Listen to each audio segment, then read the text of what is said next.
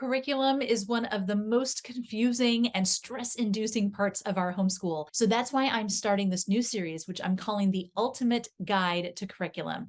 My goal with this series is to demystify curriculum, educate you on all the various aspects of the selection process, and give you all the information you need to confidently choose curriculum for your family. And in this video today, we're going to talk about 4 different characteristics of curriculum that will help you determine what type you're looking for. One quick disclaimer, throughout this video, I'm going to be mentioning different curriculums as examples of these different characteristics, but that does not mean that I am advocating for those particular programs. I'm just mentioning them because they are good examples of the characteristics that I'm talking about. The first characteristic is the actual form of the curriculum. For example, is it online or is it physical? A physical curriculum would be something like Sunlight. Sunlight is all book-based, so you either have novels or textbooks or occasionally workbooks that you would use for that particular program. Everything is in your kids' hands, unless, of course, you choose to use, for example, an ebook instead of an actual physical book. But when you go to purchase from the company, you will find everything is physical. You're going to get a giant box full of curriculum. On the other hand, we have online curriculum. But actually, in the online curriculum category, we actually have 3 subcategories. The first would be automatic curriculum. An example of that would be something like Khan Academy. Khan Academy does all the grading, it does all the teaching, it does all the tracking. So everything is online. There is nothing that they give you that is physical. An example of a semi-automated program would be something like BJU Distance Learning Program. And that is partially online and it is partially not. You get workbooks and textbooks. You get some quiz packets, if I remember correctly, and some class notes. But all of the instruction is online and some of the assignments are online. You as the parent would grade the stuff that's in the workbooks and you would upload those grades to the program, which would then give a final grade for the child in each of the various classes that they're taking. The third kind of online program is what I call manual. An example of this would be the program Easy Peasy. Everything is online in terms of the instruction and the assignments, but your child is going to have to probably print things out. You're going to be the one grading it. The program itself does not do any grading, and nothing is really automated within the program.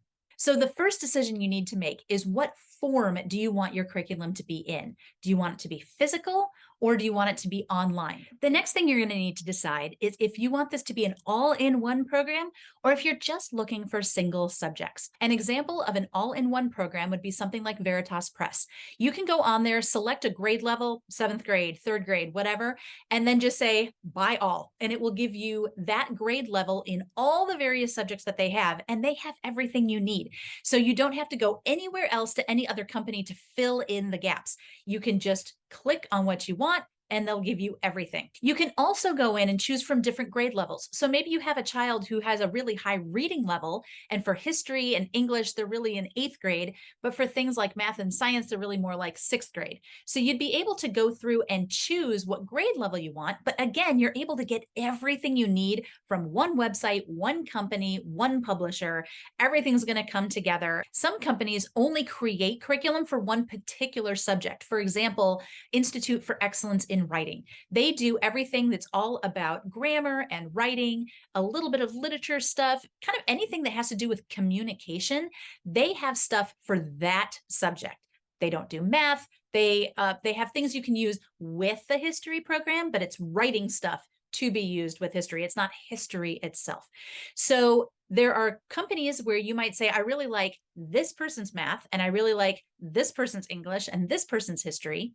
And in a lot of the all-in-one programs, you can choose just one particular subject if you want to. So you may find that you really like to customize down to a very micro level, meaning that you are going to choose every subject from a different place, or you might decide that you want to just click that buy everything for this grade level, get everything all in one giant package. The third set of characteristics are whether or not the curriculum is compartmentalized or if it is integrated. When I say compartmentalized, what I mean is that each subject, even if it all comes from the same publisher, is separate from all the other subjects. So the history is not going to allude to what is going on in the math or in the science. The English is not going to be connected to what's going on in the history or the science. So every subject is treated completely separately. You could purchase two pieces, like the math and the history from that program, and you wouldn't, as you read through them, you wouldn't feel like you were missing anything because you didn't have the other subjects. That's what I mean by compartmentalized. And when I say integrated, what I mean is that the subjects are not treated as separate things. Everything is taught kind of together in one way or another. It's less about saying, now we're going to work on math and now we're going to work on science. And it's more focused on a particular theme, and kids are learning different academic subjects through that same theme. So an example of a compartmentalized program would be LifePack. When you purchase from LifePack, you can purchase one subject, you can purchase all the subjects, you can kind of like we saw with the previous all-in-one idea, you can choose, a sixth grade history, but seventh grade math. You can kind of mix it up however you want to, because the program does not have everything integrated together. Everything is compartmentalized. An example of an integrated program would be something like Gather Round. So when you go to Gather Round, you don't say, well, I'd like this math program and I'd like this history program. Instead, what you say is, I would like to learn about dinosaurs, or my kids really want to learn US history or entrepreneurship. And you purchase a unit, which is then going to teach all of the academic subjects through that idea. So everything is kind of working together in order to teach that one particular theme. The fourth set of characteristics is what we call mastery versus spiral. Now, this is something that we typically see more in math than in any other type of subject. And so I'm going to talk about two different math programs as examples. When we talk about spiral programs, that's probably what you're familiar with. It's what most public schools use to teach. So for example, at the beginning of the year, say in third grade, it starts talking, let's say, about multiplication. And then after they've talked about multiplication for a little while, it goes on to division. And then after it talks about division, it goes on to geometry. And then after geometry, it goes on to maybe measurement. Okay, so over the course of the year, it's going to these different content areas. Next year, it's going to review all of those again, but it's going to go deeper. It's going to introduce new skills. It's going to get slightly more complicated, and it will continue to do that year after year. And so that's why we call it a spiral program. In a mastery program, we take one main concept and we teach it from beginning to end. So for example, let's say division. With that program, it's going to start with the very basics of division. And then by the end of it, it will have taught all of the different forms. It will have taught how to do multi-digit. It will start dabbling into things like fractions, because fractions are actually just division problems. It won't take fractions all the way because fractions are kind of their own thing. That's actually the next book in the Math UC program after division is the fraction book. When you do the fraction book, you get fractions from the very beginning, and you learn how to add them, subtract them, multiply them, divide them, compare them, greatest common denominator, greatest or least common, nope, least common denominator, greatest common factor. There we go. You learn all of the various fraction things in that one book.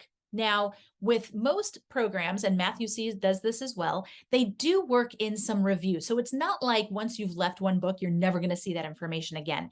They have multiple review pages on every unit. And so your child is constantly reviewing those other things. You choose the one thing that your child wants to learn about. You learn it from beginning to end, and they've got everything they need in that one subject or that one content area. And then when they move on to the next book, they'll continue to review it a little bit, but they'll be mainly focusing on the next content area. Make sure you don't miss the next video. Hit that subscribe button and the notifications button so that you hear as soon as it comes out. And I will talk to you again soon. Bye.